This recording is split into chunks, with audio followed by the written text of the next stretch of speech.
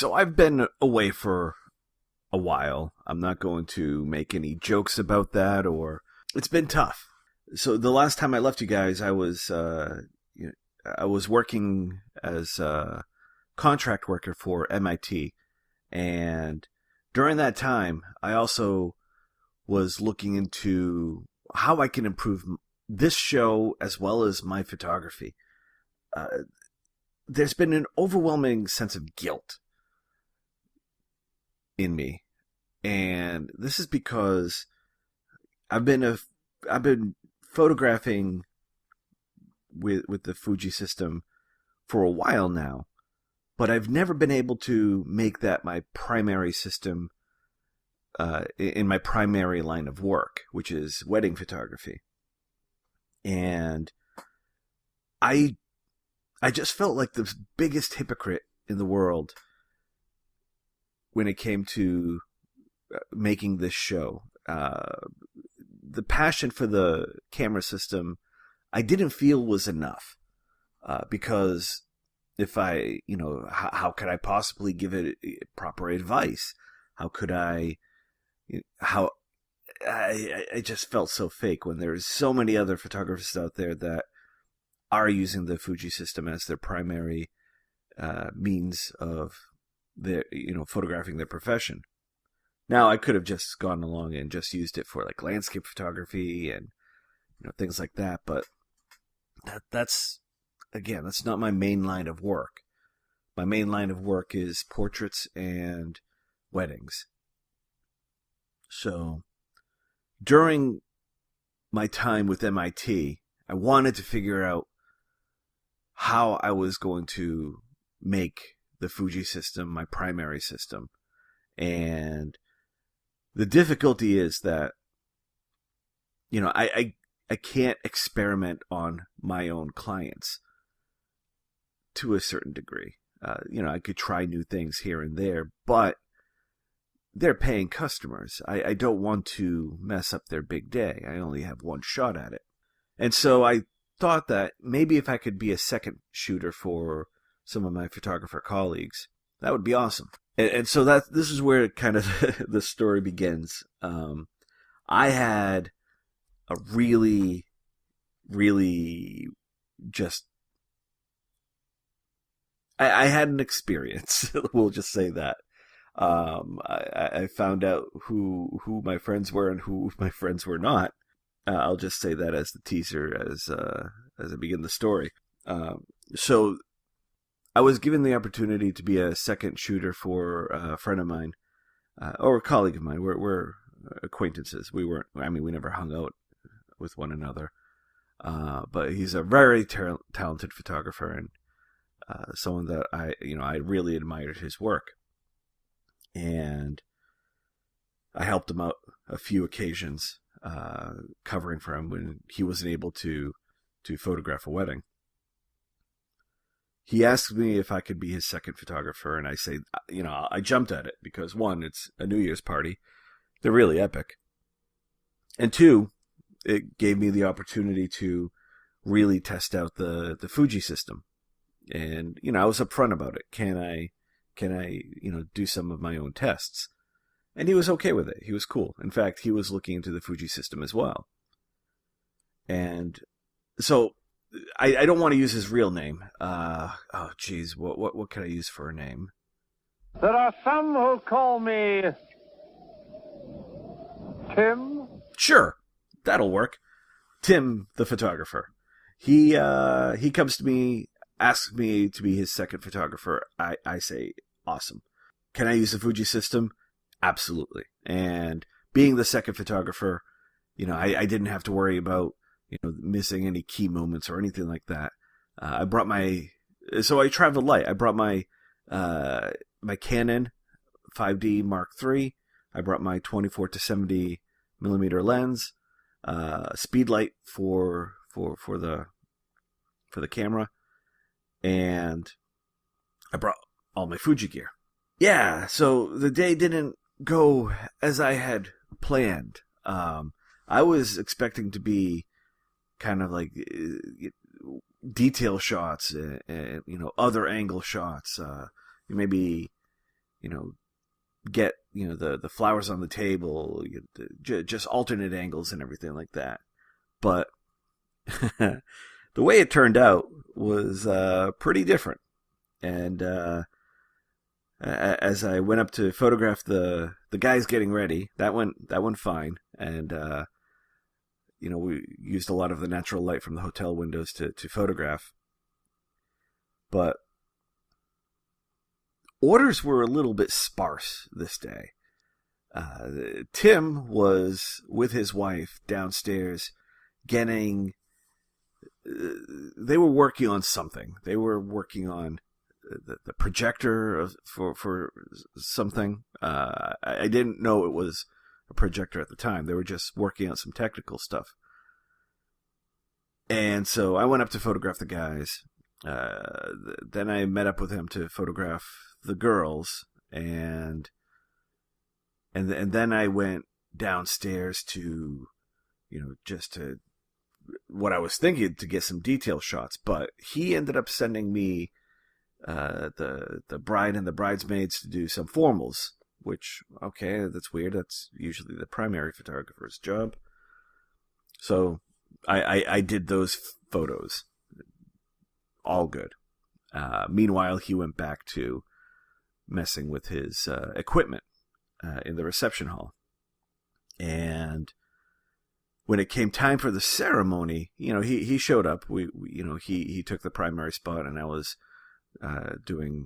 covering the perimeter. And shortly after that, he said to take care of the family formals, and he's going back to handle the gear in the reception hall, which was weird. And so less and less I relied on the Fuji, because I wasn't, for these formal moments and things like that, I just wasn't set up with lighting. Lighting was horrible in the hotel. So I ended up just sticking with the Canon. So I did the family formals, and then I did the formals with the husband and wife, which, again, just baffled my mind that he was not here to do these photos, especially the photos between the husband and wife. And so I ended up doing that. I alternated between the Fuji and the Canon. It was just... I guess I wasn't focusing on the Fuji this day because I was so... I ended up essentially becoming the primary photographer for this evening.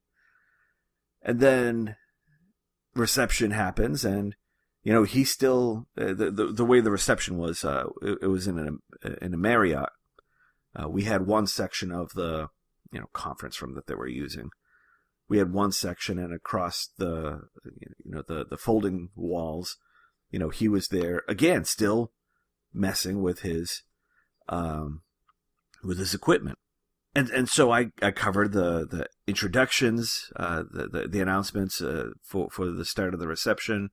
I covered the first dance. I covered the toasts. I covered all of it. And then finally, he emerges with the equipment, and he sets up the projector. During the dinner time, everybody gathered around the projector, and they put up the big wall. But anyway, it was his photos that he was editing. He was simultaneously setting up the projector and editing photos of which essentially ended up being a 15-minute commercial for him. And he used a combination of his photos, my photos, and he did a slideshow montage.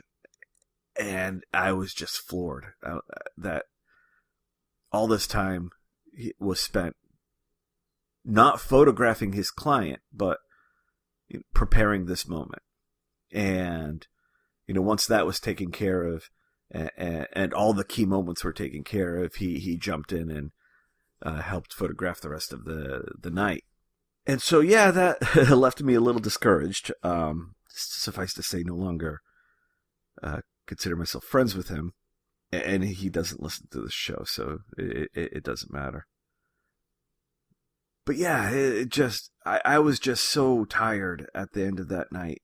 Again, I wasn't ready to be the primary photographer, and it left me really discouraged with my own set of skills, as well as, let alone what I was doing with the Fuji system.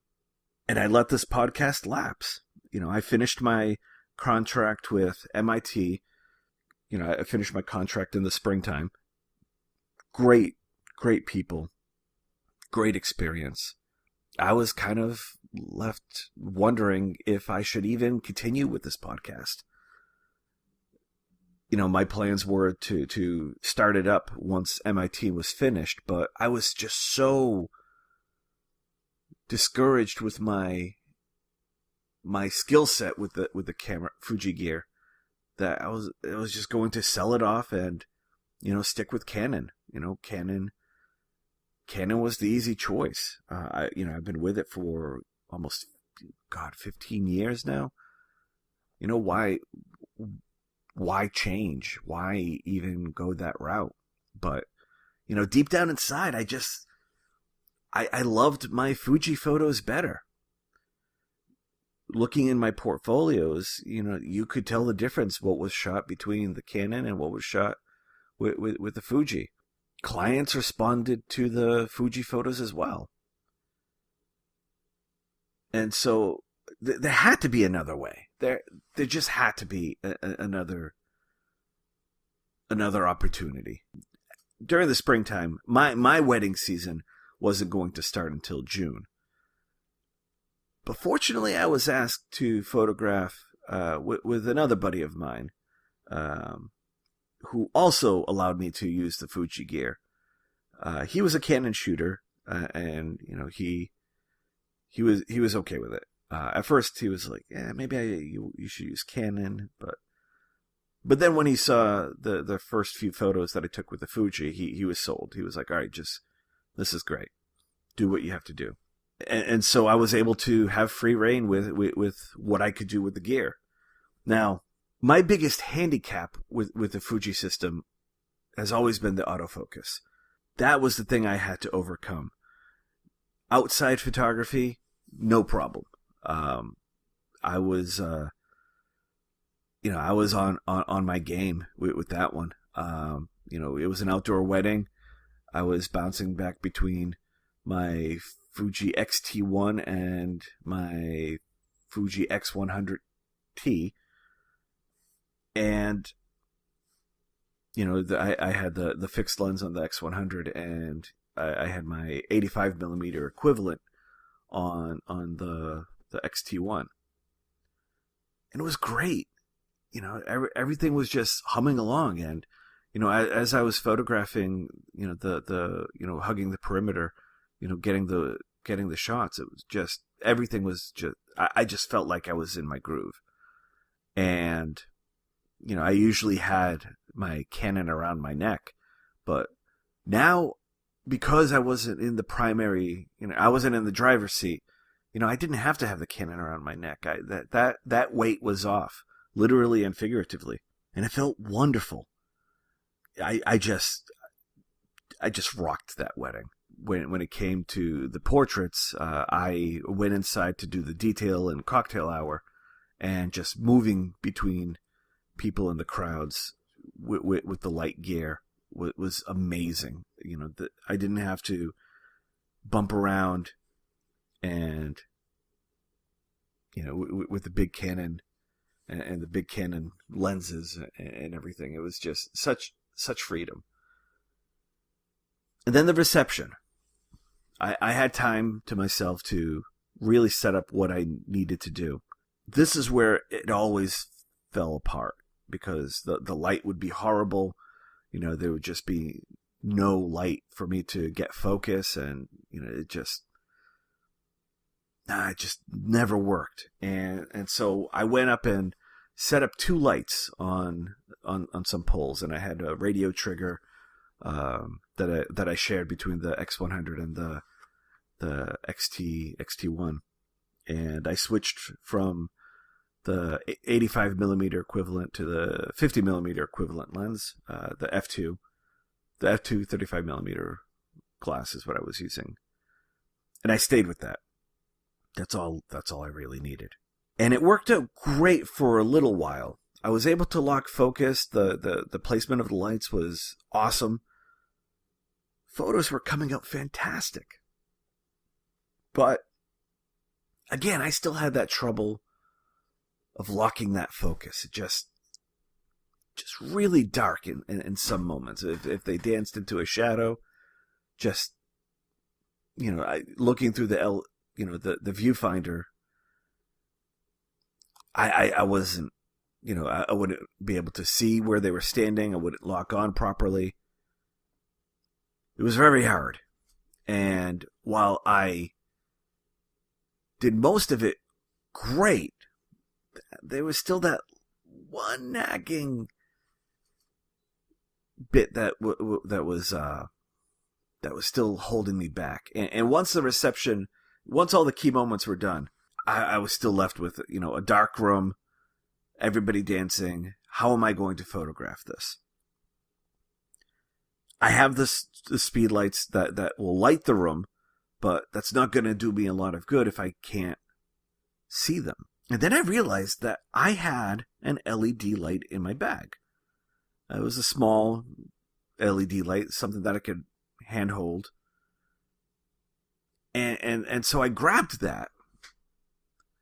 And when I was ready, aiming for the people that were dancing, when I got my shot that I wanted, I would light up the LED light, not too strong where it was, it would annoy anybody, but just put that up for a second, just enough light that I can get autofocus. Put it up, take the shot, put it back down. Boom. I had my lucky charm. And it was just phenomenal. I was able to do the rest of the reception with this little combination, and it just completely rocked. I finally was able to photograph a wedding 100% with my Fuji.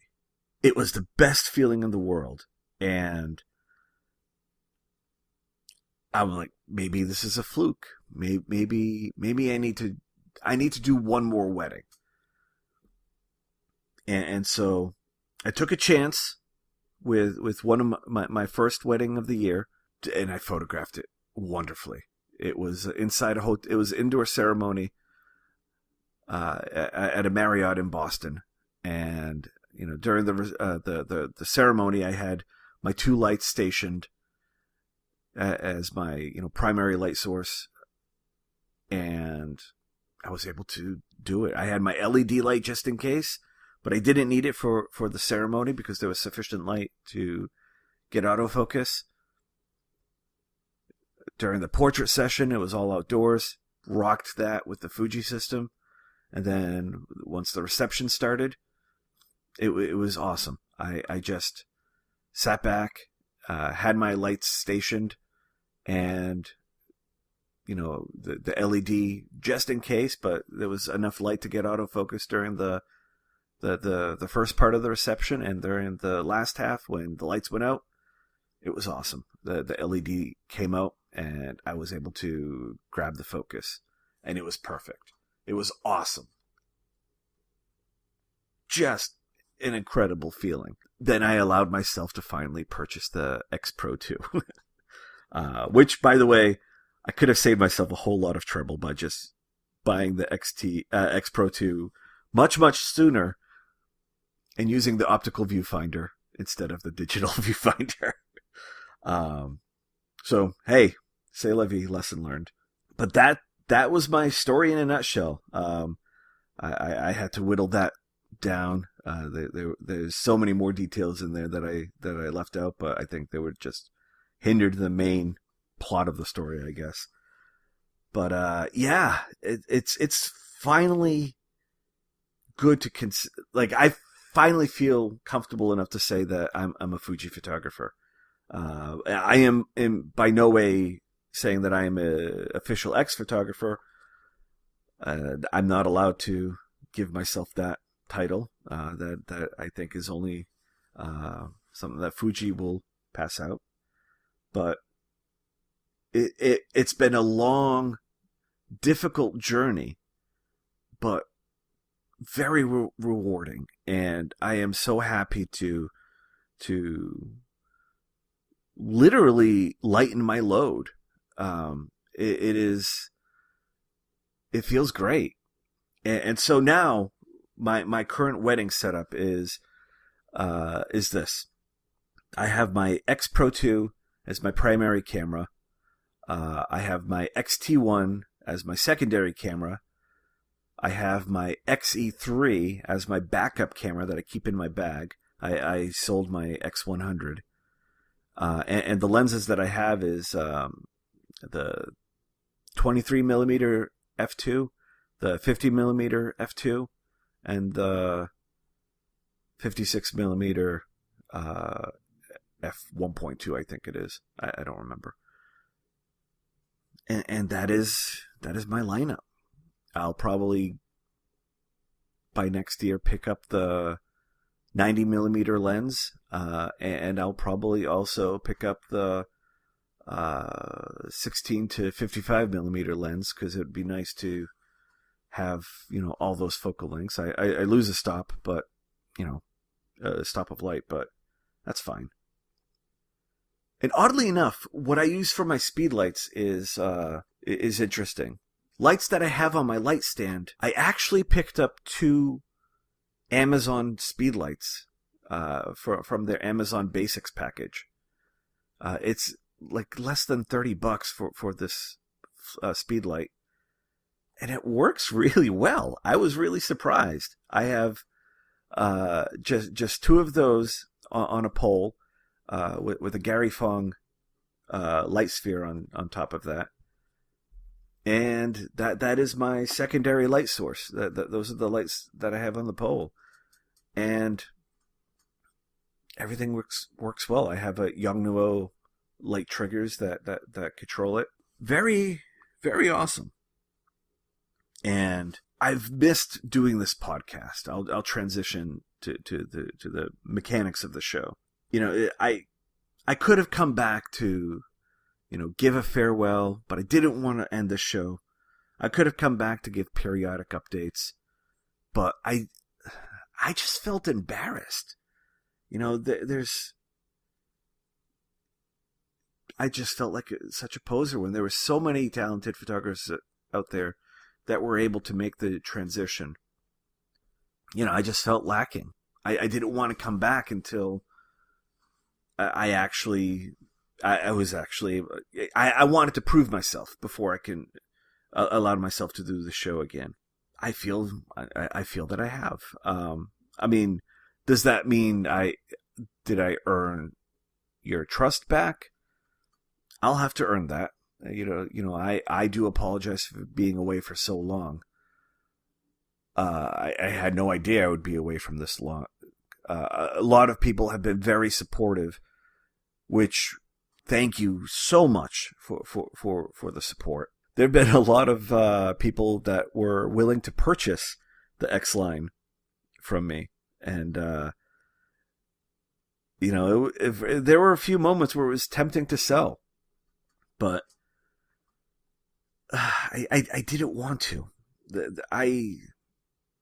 I felt that even in my darkest photographic moment here, I felt like I could do this. I could make it. I could succeed with this camera system. It's hard to describe why I even wanted to do this to begin with. The only thing I could say is that, at the end of the day, when I looked at all of my photos, whether it be from Canon or Fuji, the Fuji was the one that drew my eyes the most, and it's the ones that everybody else liked the most as well. there was nothing wrong with the Canon system. I have nothing against Canon. It's just getting to the point where it's very heavy now. I think I'm going through some carpal tunnel. My hands, can't hold it like I used to 20 years ago.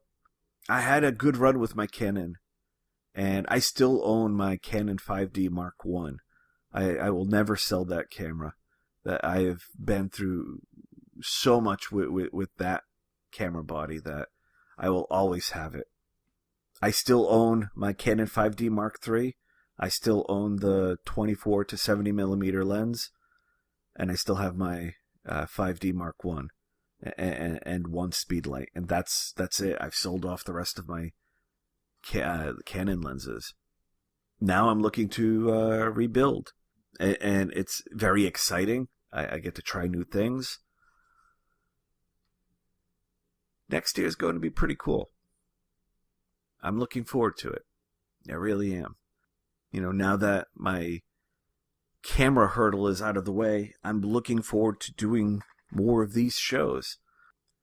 There's a lot of side stories that I could tell moving forward, but there's a lot of interviews that I want to cover. And the other thing I was thinking of is I'm thinking of actually getting a co-host for this show. I think one of the other biggest hurdles is just finding the time to talk, which is much harder than you can imagine. I produce another show called The Tiny Shutter, which is all about iPhone photography. And I have a whole cast that will discuss that show. And it's so much easier to just jump on and just join the conversation rather than, plotting out everything that I'm going to say. There's a big difference. And I want this show to thrive. I want to do so much more for you guys. Again, I only have a few episodes out, and the amount of support, love for photography is just immense. More than I've ever seen with any other show that I've worked on. And I am forever grateful for that. I have a lot to prove to you all with this huge hiatus that I took.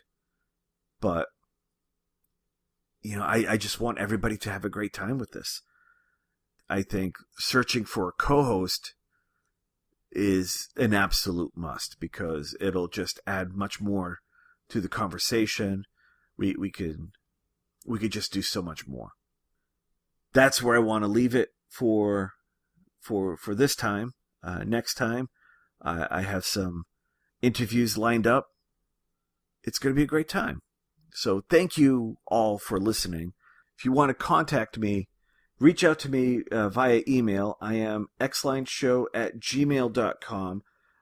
Find me on social media. I am on Instagram. I think that's probably the next best place to contact me. Just look for Xline Show on Instagram and, tag me in a photo, hashtag Xline Show, or, send me a direct message there. That's I will see it.